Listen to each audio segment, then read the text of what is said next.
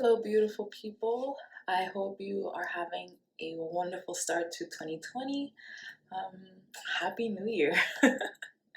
So, I thought I would film this video because I haven't been online in a few weeks. Um, I've been taking some time to recalibrate. I'm back in New York after Sri Lanka, and I just needed some time to come home to myself and really feel centered before I started sharing anything else with you guys. So, in my last post, I got really vulnerable. This video will also be vulnerable um, about sexual assault that I experienced while working at a retreat in Sri Lanka. And I talked in my post about how I had been blaming myself for it and how it made me feel really stupid, although it wasn't my fault. And when something bad happens to you, it doesn't have to be sexual assault. Let's say you got run over. I don't know. Like that's really bad. But let's say you got run over. You don't have control over the other person or the car. You don't have control over the situation, but our brains want to be in control so much that we look for what we have control over and make the whole situation about that.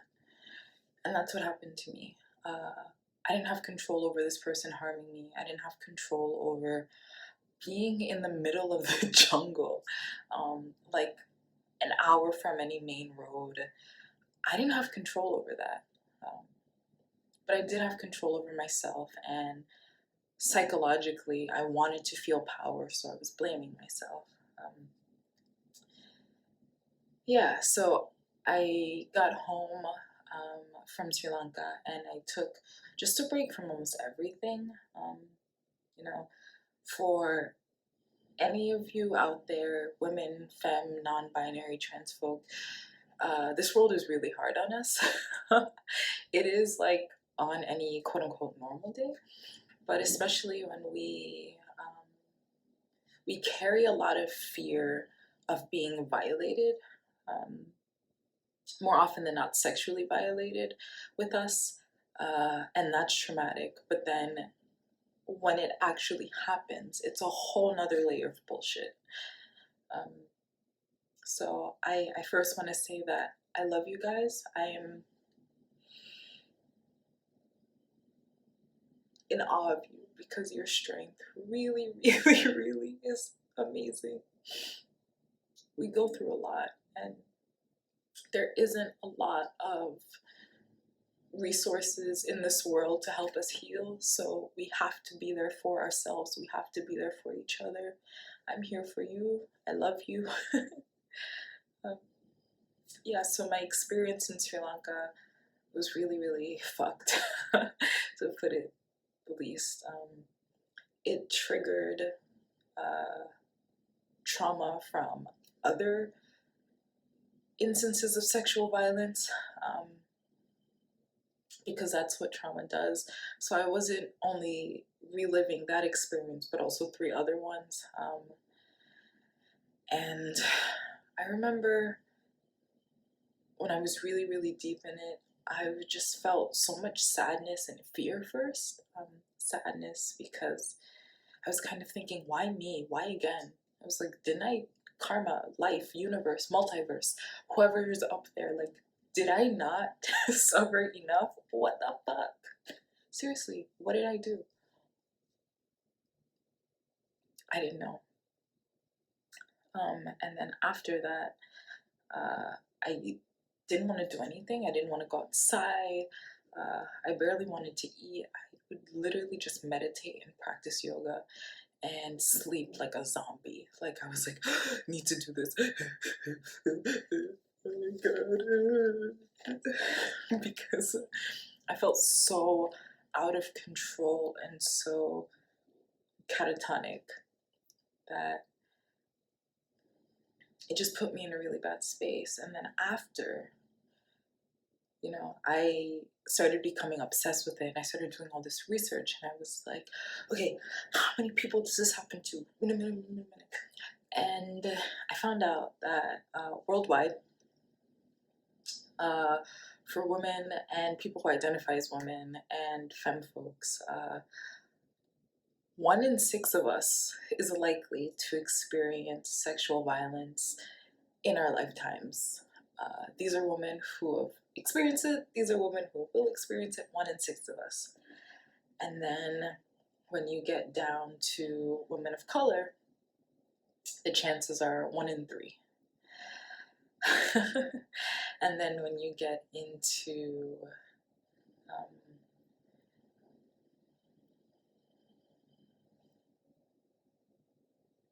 low-income women, the chances become 1 in 2. And then when you get into trans women and gender non-binary people and femme-identifying folks, it's almost every single one of them. And that is when the fucking anger kicked in. And I remember thinking, why? Why do we have to live with this weight or this fear or this hypervigilance that we can be violated by someone? Why is it when we are violated by people, since there's all the statistical data out there that it happens, that we aren't believed? In Sri Lanka, I was working at this retreat, and the owner seemed like she believed me at first, sent this guy away for a few days, so I'm continuing and I'm teaching and whatever.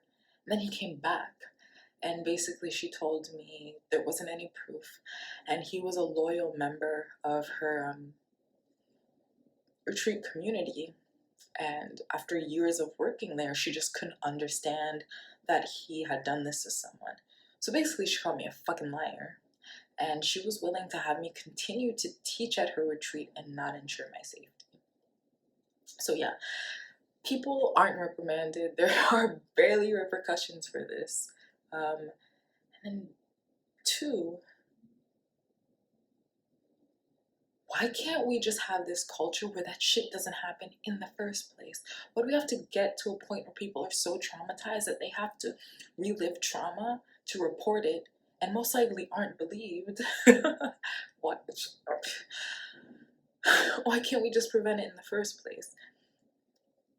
And I got into all these hypotheticals, and then I was like, that's just not my problem, okay? That shit is not my problem. It's not my job to educate, and I'm not saying that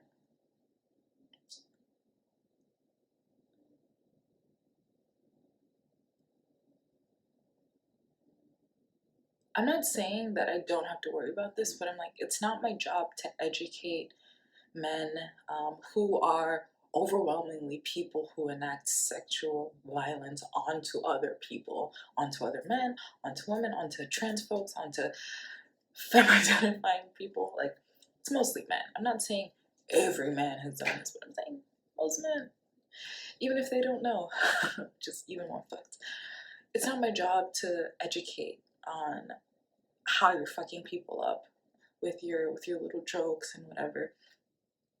And I thought, I need to do something more constructive with my energy. So I wanted to give a gift to you, to any of you that have experienced sexual violence. It's a guided meditation that's really helped me in the recovery process from this. So yeah, if you like to participate, that's great. If not, that's fine. Come back when you're ready.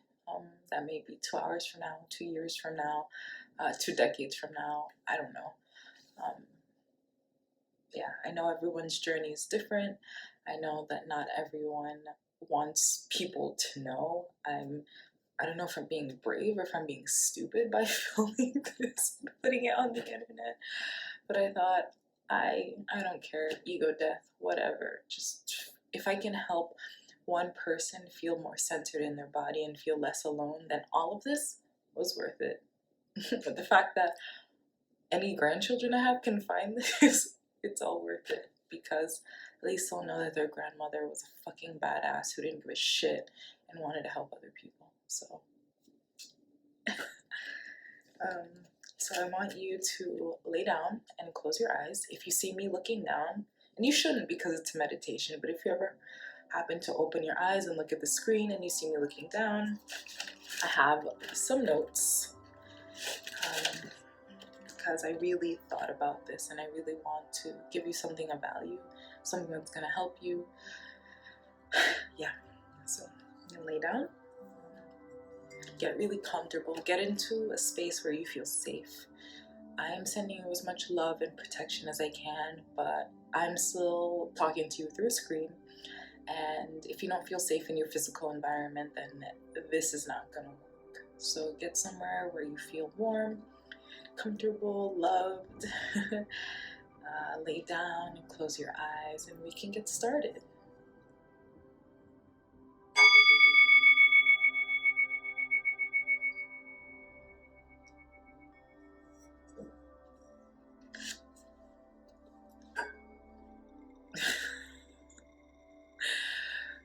Oops. So I want you to start by breathing deeply in through your nose and out through your nose. Again, deep into your nose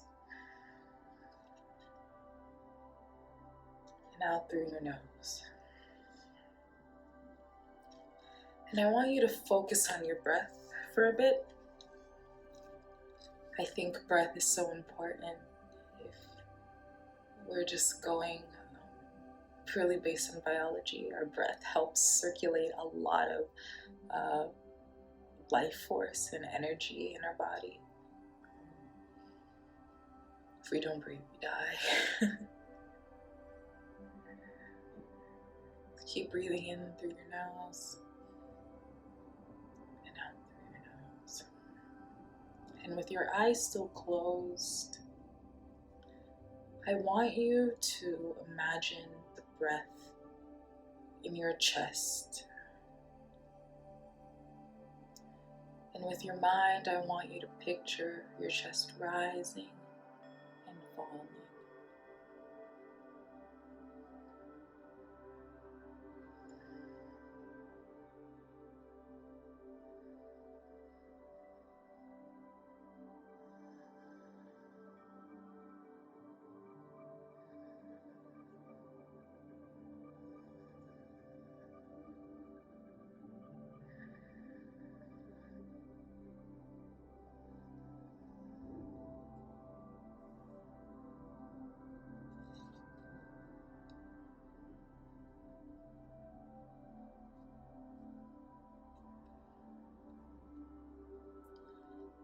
Next, I would like for you to bring your attention to your rib cage. How does it feel when you send your breath there? I want you to imagine your rib cage expanding with every inhale and contracting with every exhale. Again, in through the nose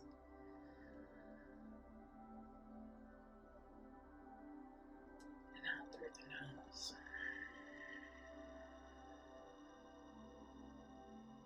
In through the nose, out through the nose.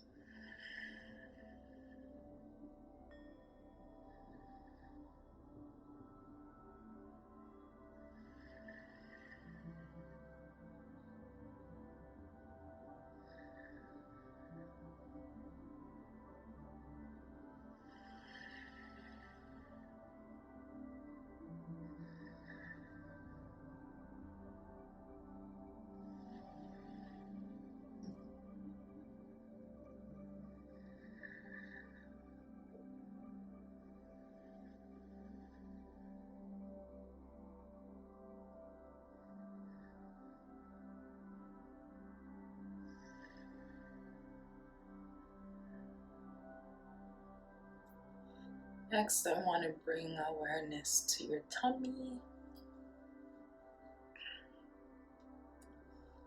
I'd like for you to send that breath all the way into your belly.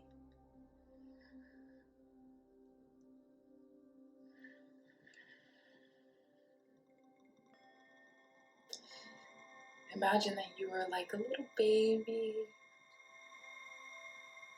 and your belly is rising and falling with every inhalation and exhalation.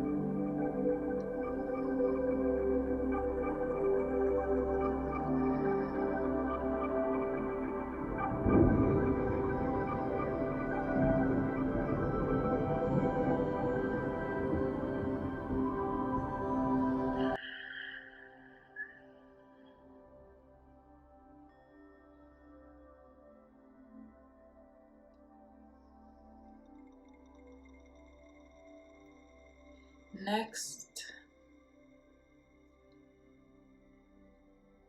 I want you to scan your body.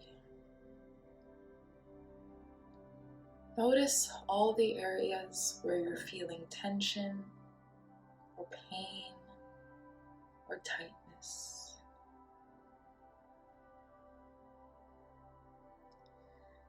I want you to pay attention to your eyebrows. Are they scrunched together? Relax them. You are safe here. Bring awareness down to your jaw. Is it clenched? Are you grinding your teeth together? Slowly let that go. Now bring awareness to your shoulders.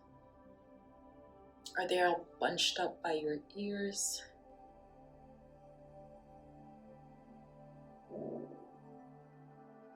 With each breath, bring your shoulders down to their natural position.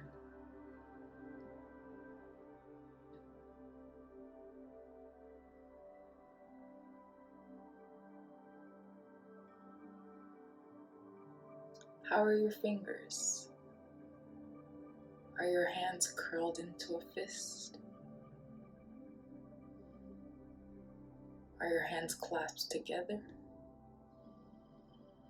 Slowly but surely unclench them and place them to your side with your palms open upward.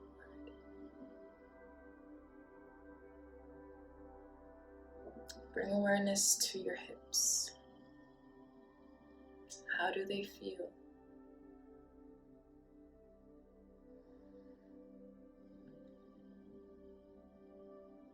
You know, us women, femme folks, we naturally store trauma in our hips, and that's even heightened when we experience sexual violence. So if your hips are feeling really tight and uncomfortable, it's natural.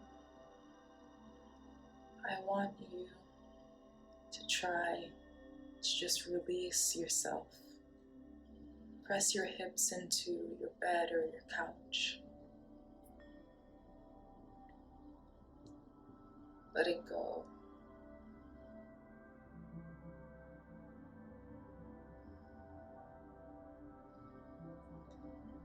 I want you to bring awareness to your knees. How do they feel?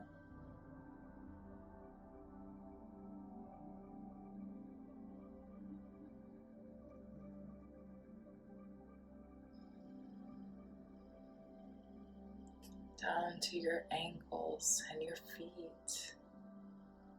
Do you have your feet pointed up straight like a soldier?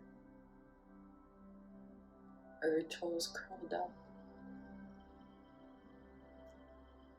Relax and let your legs fall to the side. Let your toes be free.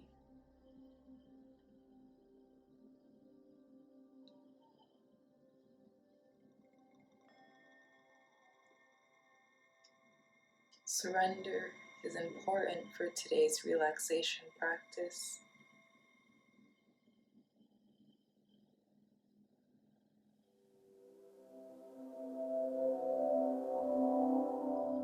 And now that your body is completely relaxed,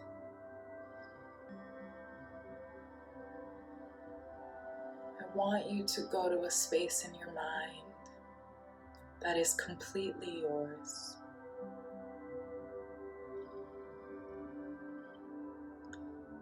This is a space that is warm, that is safe, that is protected. No one can harm you here. No one that you don't allow can come here. This is your space.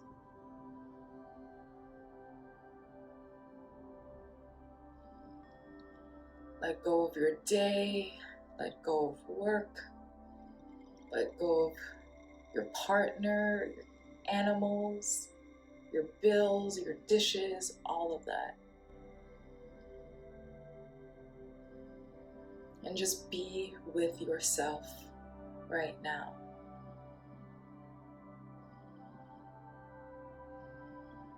Are you still breathing? I hope so. Deep inhale and exhale. Deep inhale and exhale.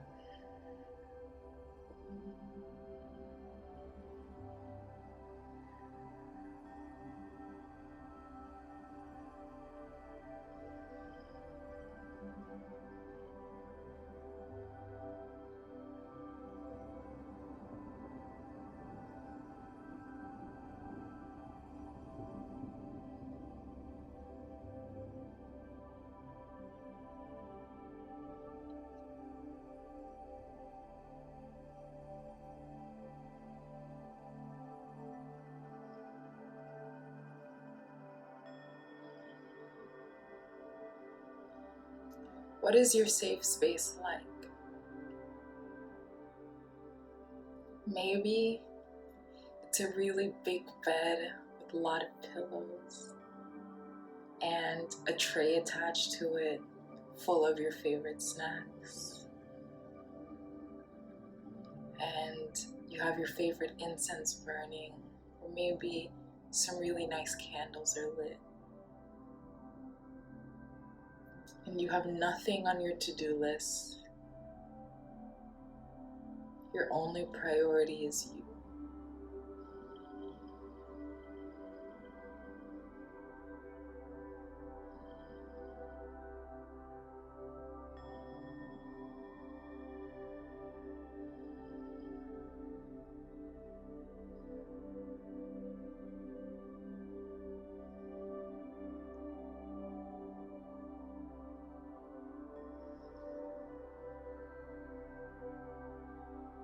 Whatever it is,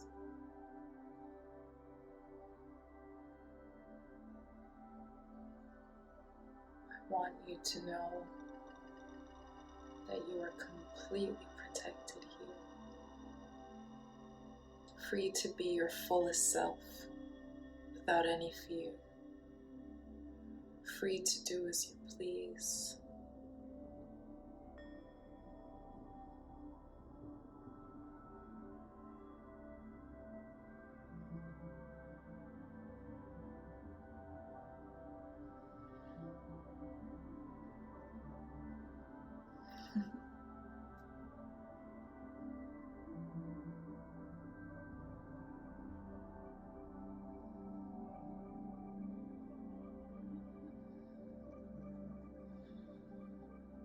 Are you still breathing?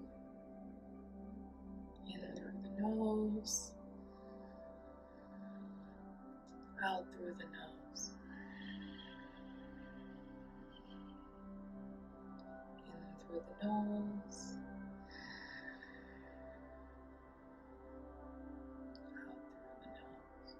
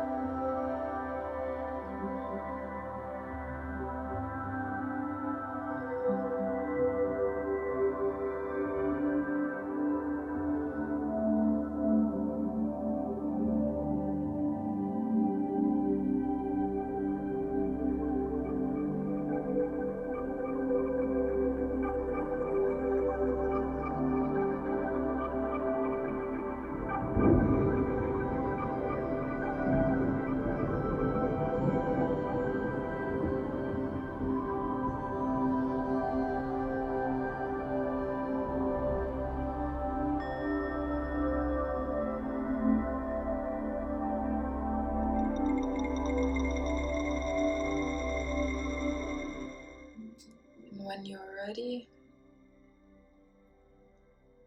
I want you to imagine a doorway.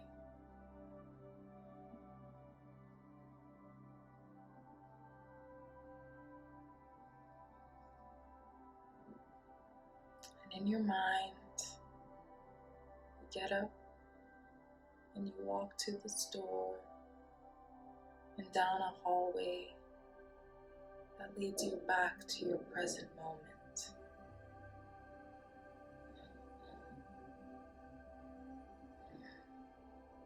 Come back to your body.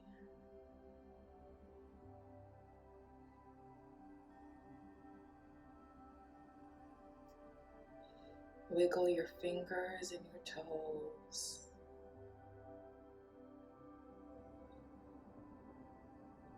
Maybe move your head from side to side. Rotate your neck.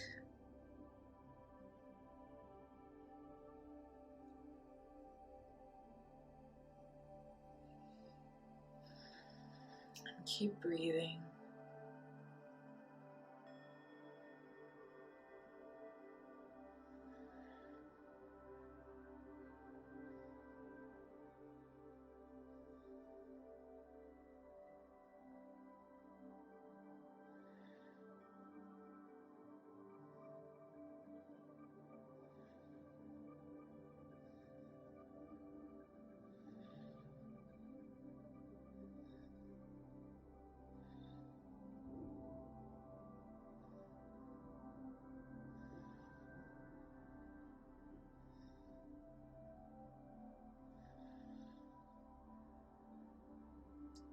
When you're ready, with your eyes still closed, you can roll to your right side, curl into a fetal position.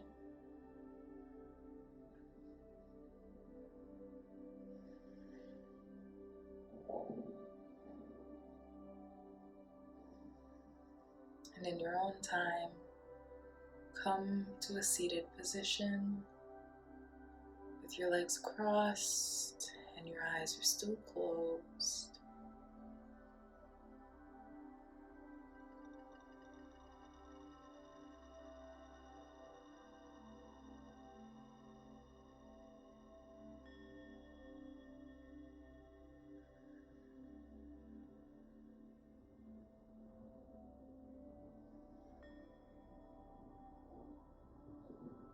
Slowly blink open your eyes.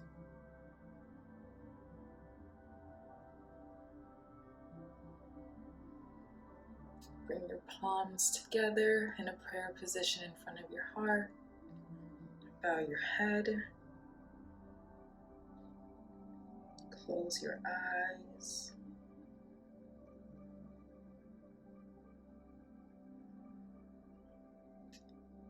And I invite you to say a message of gratitude to yourself for choosing your well-being today, for choosing your healing, for doing something so fucking radical, for choosing love. I'm really proud of you. I hope that you are too.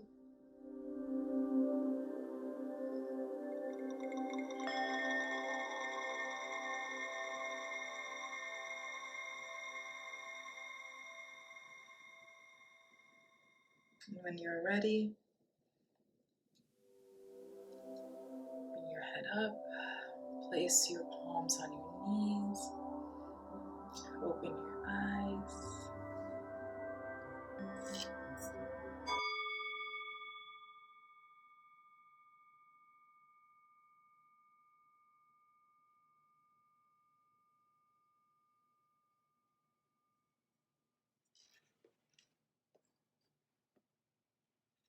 Thank you for joining me today in this meditation.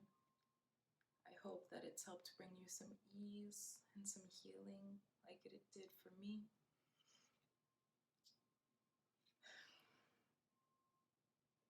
The soul in me recognizes the soul in you. I love you so much. I support you. Namaste.